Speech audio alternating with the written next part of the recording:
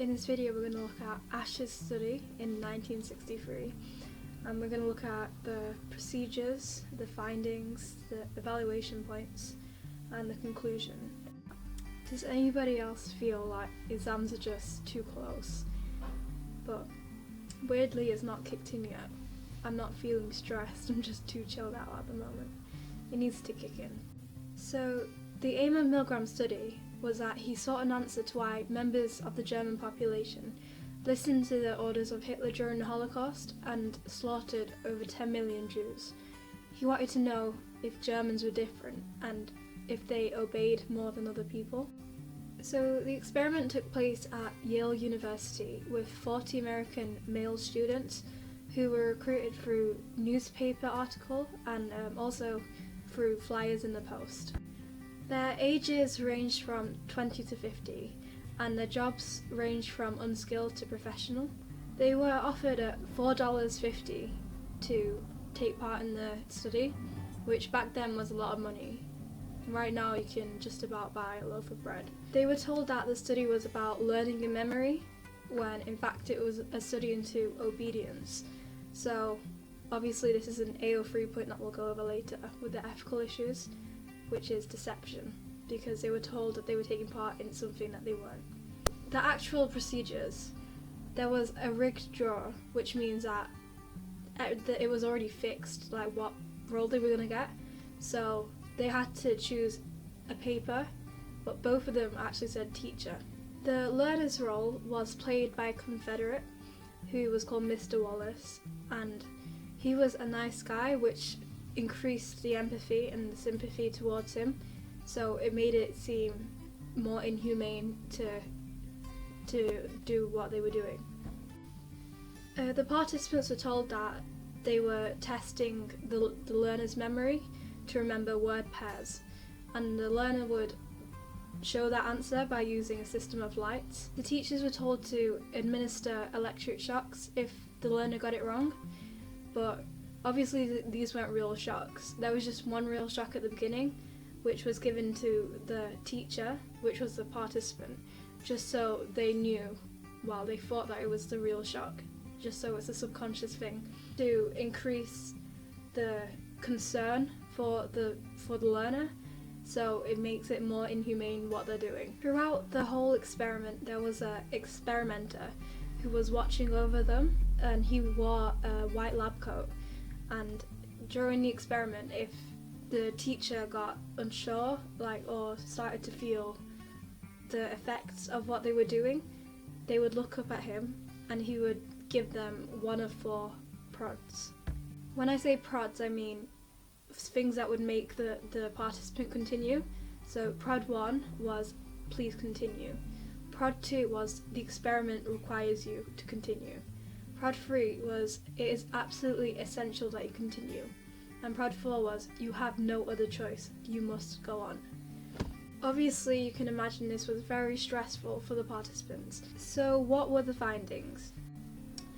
I think it's interesting to note that prior to the study, Milgram asked 14 students to predict what they thought the findings would be and what percentage would actually obey, and they actually said that only 3% of the participants would obey and go to the full 450 volts.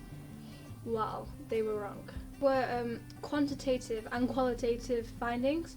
So the quantitative was that absolutely all of the participants went to at least 300 volts on the shock generator, which is absolutely shocking. 65% of participants went the whole way. So you can imagine, the psychology students only predicted 3% would go to the full 450 volts, but in fact 65%. 65. That is amazing, in a bad way. And the qualitative findings, how the participants actually reacted, so the body reactions. So they showed stress, extreme tension, they seemed to sweat, they were stuttering, biting their lips and digging their nails into their palms. And in fact 3 of the participants had full-blown seizures that couldn't be controlled. So what can we conclude from this? The findings suggest that that ordinary people are obedient to authority, even when they are asked to behave in an inhumane way. So this suggests that it's not just evil people who obey to these commands, but in fact it's ordinary people who do that as well. So now we'll go through evaluation points.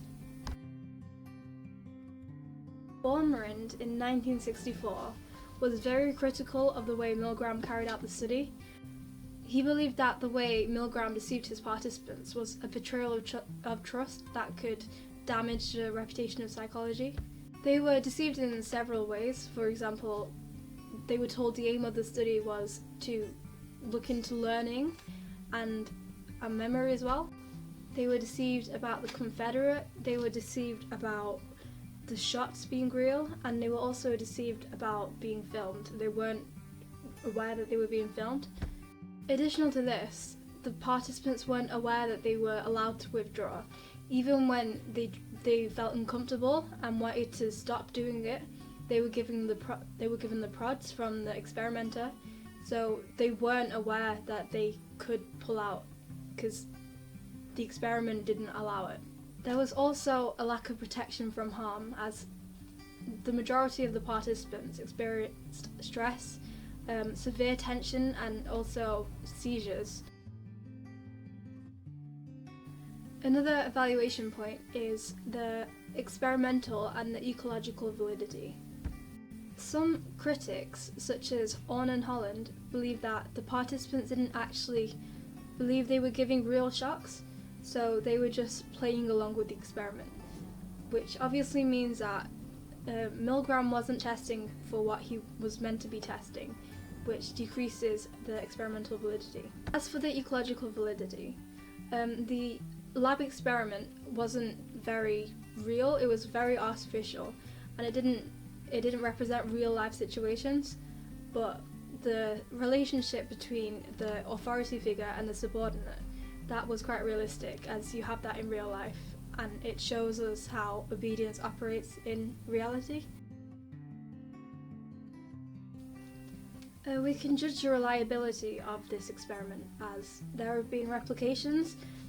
For example, BBC Horizon and also Derren Brown's The Heist, which were experimenting for a similar thing and found very similar results as Milgram did.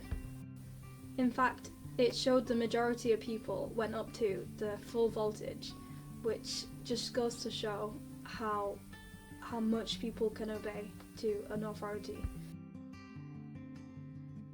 Final evaluation point is that this study is both androcentric and ethnocentric. So androcentric means it only used men, so it doesn't account for how women would react in that situation. And ethnocentric means it was just one culture. They just used American men. And in fact, it shows, there is proof that shows that other cultures obey to a different level. For example, in Australia, only 19% would go up to the full voltage, whereas in Germany, 85% went up to the full voltage. So that's the end of this video, but in the next video I'll be doing the explanations for obedience and all that kind of shit. So stay tuned for the next video, and I hope you have an amazing day. Also, try and stay focused for exams, because I know it's very easy to procrastinate. I can't even say the word, but in the end it will all be worth it. Think about your end goal and think about how short term this is. You can do it. You can just smash it. I know you can. Mwah.